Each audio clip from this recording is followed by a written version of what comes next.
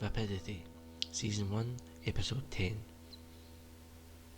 Episode 10, Good Fortune.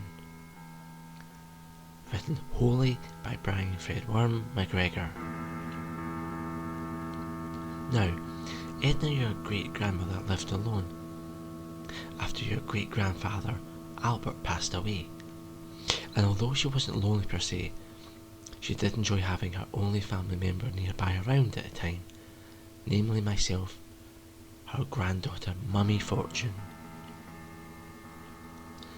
Every week Mummy Fortune went and visited your great-grandmother, and every week she wandered back out the door with the shopping she had bought for her grandmother, who was very proud being able to stand on her own 2 feet as such.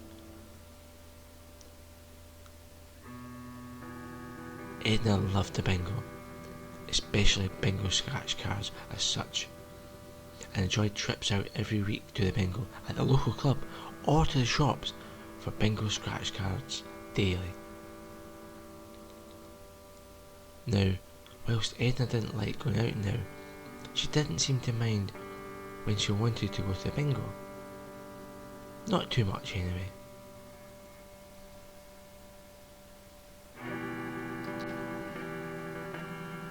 Edna often joked she would find a new man at the bingo, and she told herself the same. And of course it is entirely possible, and will happen all the time. Now, Mummy Fortune was quite the same in many respects, and had a thing for gambling herself. Although Mummy Fortune was physically fit, Edna, your great-grandmother, was much lesser so, and was very frail to some extent. Despite joking she would be back at the weight training in a few weeks.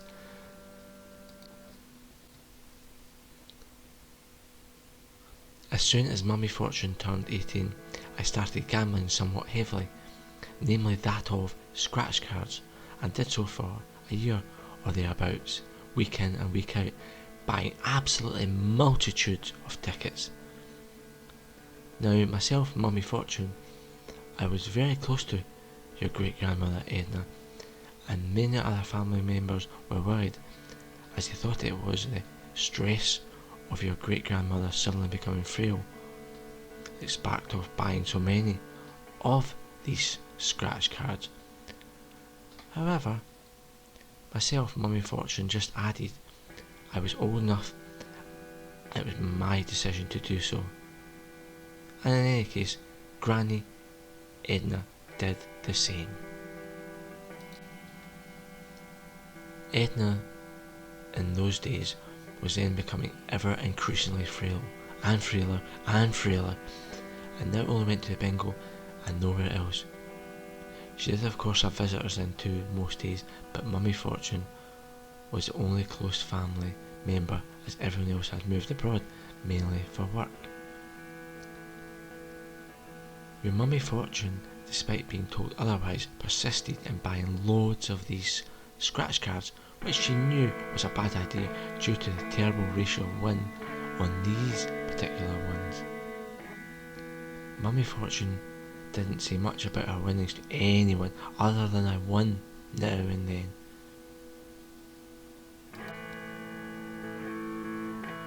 As time passed, Edna stopped going out, more so, except a very odd trip to the bingo, usually once every 2 months, which was a period that was extending greatly in length. Then on one Saturday, I myself, Mummy Fortune, appeared at your great-grandmother's on a Saturday rather than the usual Sunday. I made it my point these days to get my gran her scratch cards, which of course grandmother Edna paid for. She wouldn't have it any other way. Edna opened the door and I wandered in with the groceries. Edna as usual said, No, I can't have those. But Gran, Mummy Fortune added, when I was young, you bought me everything and gave me thousands of money. Why, oh why, can't I be nice back? Edna replied, that was my decision to make, young lady, and I decide when. Okay, Gran, replies Mummy Fortune, who places the bags of groceries at the back door again. Yet again. They both walk into the living room where they sit down to scratch their scratch cards which Mummy Fortune has bought.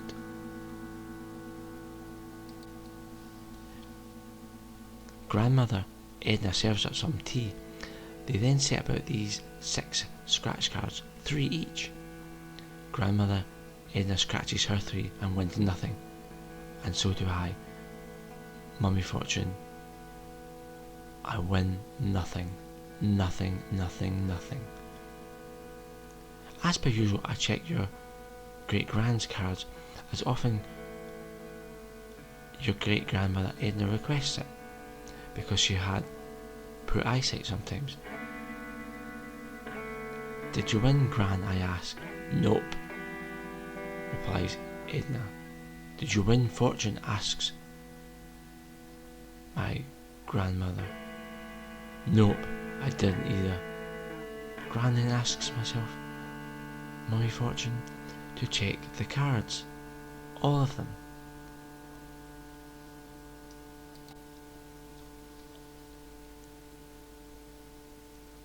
I then walk over to Gran, and while standing above your rather petite great grandmother, I check her cards. I then say, you have won nothing, Gran, again. I then walk behind your great grandmother to place all the tickets in the bin before screaming, Gran, Gran, Gran, you have won! Your great grandmother nearly fell off the seat in amazement. She had never won anything before and was almost crying in happiness. I bet it's a jackpot, screams Edna, your great grandmother. Edna had won one of the top prizes that enabled her 10 free scratch cards for life every day, which she could collect from a local shop or another if need be. Every day now, Edna wandered up that great big hill to the shops unescorted, and each day she grew stronger and stronger and just grew stronger. Well, so you see, girls, your great grandmother Edna, she lived a further 10 years and passed naturally aged 99.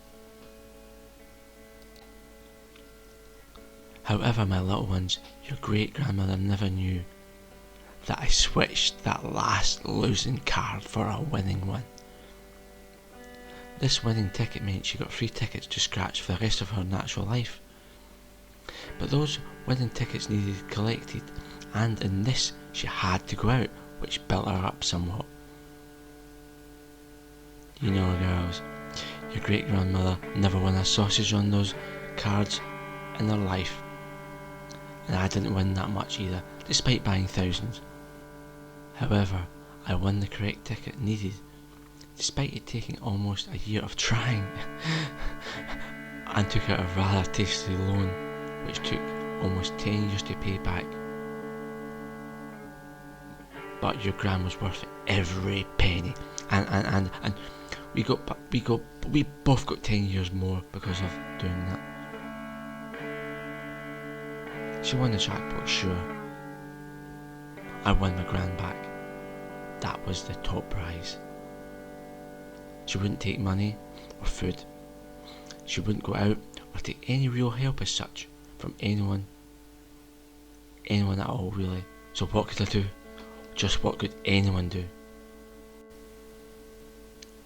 At this point, all the little girls just smile. I loved my gran. I had. We love Mummy, the little girls all scream. Your great grandmother once said to me, it was her decision to make being nice and when. Yeah, well, I decided I would do the same, and when. Mummy, the little girls all scream, again, again, again, tell the story again. At this point all the little girls are jumping around and dancing. Tell the story again, they scream once more. The end. A Brian Fredworm McGregor production.